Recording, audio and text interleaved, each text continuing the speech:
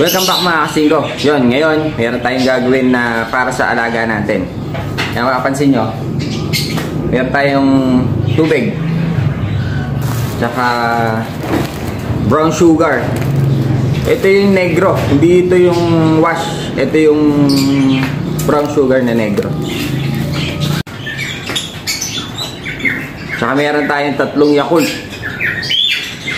Yan mga kasingko, 3 yan. Saka syempre, meron tayo isang basong pundador. Meron tayong isang basong molasses.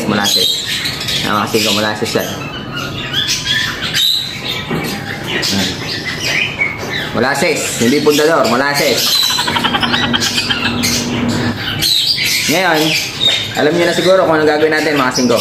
Gagawa tayo ng homemade na probiotics. Simple lang. Yan, gagawa tayo ng homemade probiotics. Ito na, subukan ko na to kaya okay naman. Kasi yung dumi nila, yung droppings, okay naman, buong buo. Yan, gagawa tayo ngayon ng homemade probiotics. Sa mga nagtitipid, maraming alaga. Ito, pwede ito. So, subok ko na to, maganda. Tara, isa na natin. Pero, pakain muna tayong alaga. Sige, pakainin muna natin itong mga alaga natin. At mukhang may paparating na bagyo, si Ulysses. Hanggang dito, maabot ang lakas ng hangin mga kasingko. Pag ganyan na paulan, naglalagay ako ng pang nila sa tubig, pang kontra sakit. Kasi malamig, sapul sila sa hangin dito mga kasingko. Kaya kailangan may pang kontra sila. Sa tubig lang, kasi marami itong alaga natin. Kung susubukan natin ng isa-isa, pwede natin lagyan ng ambroxetil, baxidil, amoxicillin. Yan, amoxicillin, magaganda mga kasingko. So yan, pakainin muna natin ng mga kasingko bago natin umpisa na ating probiotics.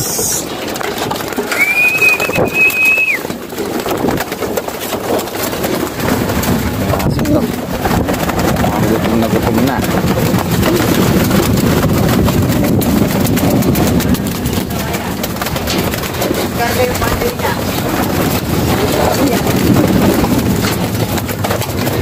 Ayan mga kasingko, tingnan nyo naman, unahan yan. Ang lakas nga ng hangin mga kasingko. Ayan, para may contrast sila sa sakit. Mamaya lalagyan natin itong tubig nya. So yun mga kasingko, umpisaan na natin kung paano natin gagawin na ating homemade probiotics. Let's go. Mga kasingko, umpisaan na natin kung paano natin gagawin yung ating homemade probiotics. Mga kasingko, simple lang, tubig, Yakult, molasses, saka itong ating brown sugar na negro. Sa mga palengke meron to, madali lang maghanap. Ito ang medyo mahirap hanapin mga kasingko, itong molasses. Ito, bigay lang sa atin ng tropa. Ay mga kasingko, tara, umpisaan na natin.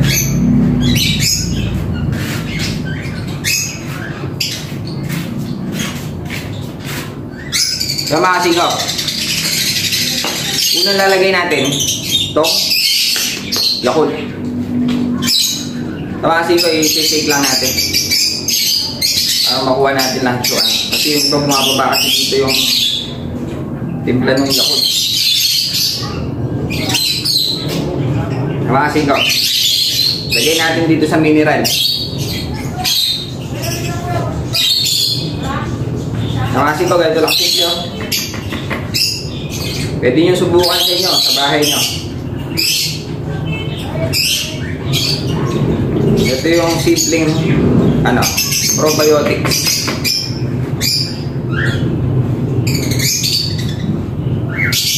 Mga kasingko, tatlong Yakult ang ilalagay natin. Ito, tinuro sa akin ito nung kaibigan kong may farm ng mga manok. Yan. Ngayon, in-apply ko sa kalapate. Hanggang lovebirds, pinapakain natin. Tapos lalagyan natin siya ng brown sugar. Ito yung 1/4, mga kasingko. Siguro hindi natin lalagay lahat. Tatansyahin na lang natin.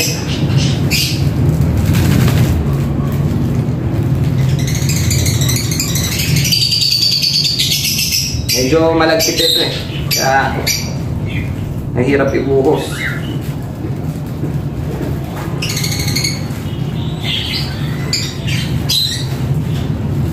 Namasin ko, ganyan lang oh. Wala tayong buto para mas mabilis na ilagay. Kasi itong negro na brown sugar, malagkit siya. Ayaw mag-flow oh.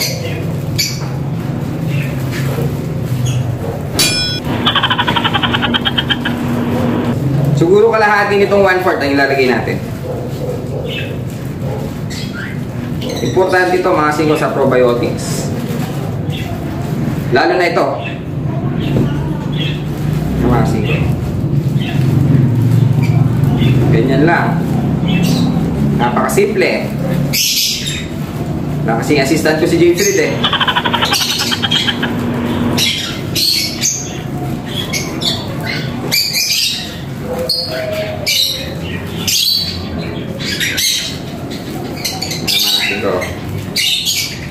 Kahit malaki yung butas niya, ang hirap niyang ilagay. Ay mga singko, siguro kalahati ang ilalagay natin. Ngayon, ito importante, sa molasses. Ilalagay natin to. Ito yung mag-preserve ng ating probiotics para hindi siya masisira. Ay, ilalagay natin. Ako nilalagay ko sa isang ganito, isang baso. Para hindi gaano mabaho. Maasid. Ang amoy niya medyo matamis. Kaya maasid ko ngayon. Nasa sa inyo kung gusto nyo dagdagan. Yung iba kasi pwede naman lagyan ng malunggay powder. Oregano. Kay Idol Tolome, ang alam ko, parang may saging yung kanya. Kasi pag inamoy parang may saging. Marami siyang nilalagay atang prutas. Kaya napakaganda nung kay Idol Tolome. Yan, dito lang din sa amin yan, sa Tarlac. Sikat na yan, yung kanyang probiotics mga singko. Yung Tolome, probiotics.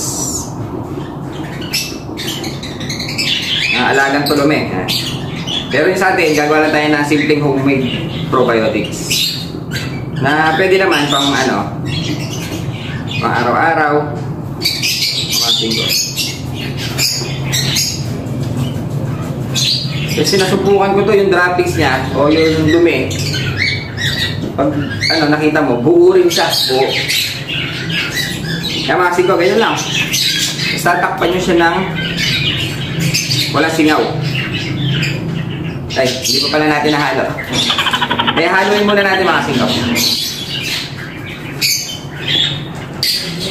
Kaya mga singko, hahaluin na natin ito yan. Sa tulong ni James Reid. James Reid, pasok! Oh, James Reid! Ayan, masin ko. Haluin mo. Pakita mo, paano natin haluin ang probiotics natin. Hanggang dulo Masin ko dapat mahalo hanggang dulo. Bago natin tatakpan. Ayan, masin ko. Napakagaling yung James Reid talagang gumawa. Napapansin yung mga singko, nag-iba na yung gulay nyo. Naghahalo na kasi itong brown sugar natin na negro sa itong fundador natin, itong molasses natin,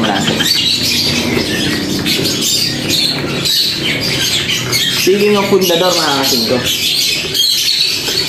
si James Reid nung isang araw, minom ng fundador. Ano to? Kaso medyo nalasing.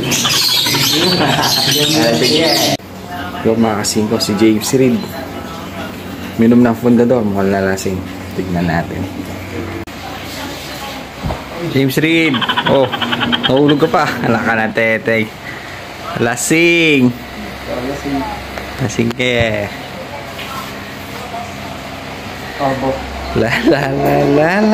Lasing.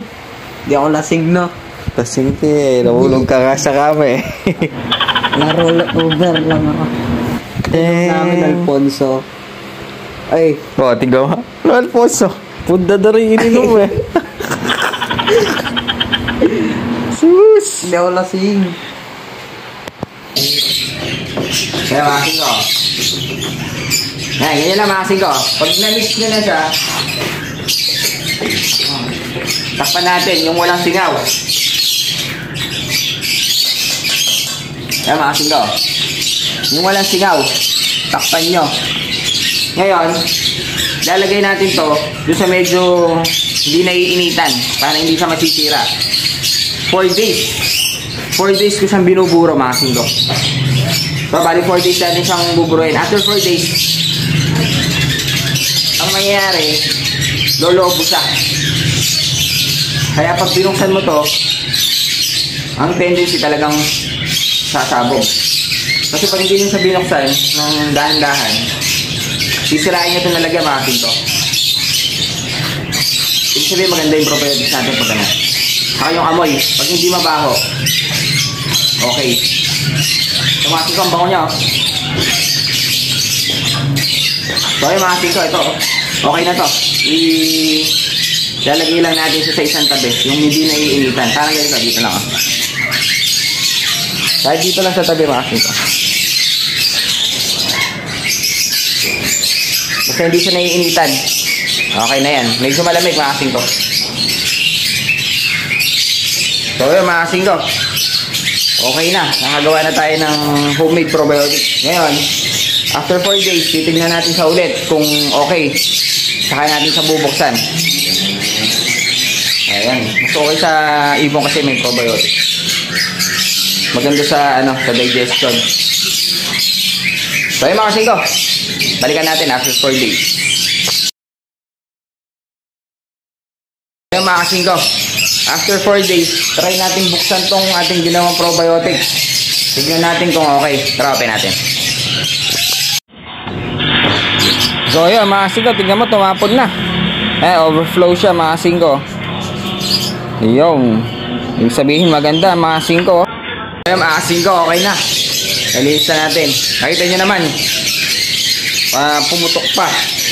Kaya medyo maganda itong nagawa natin probiotic mga kasingko. Aling gagawin na lang natin.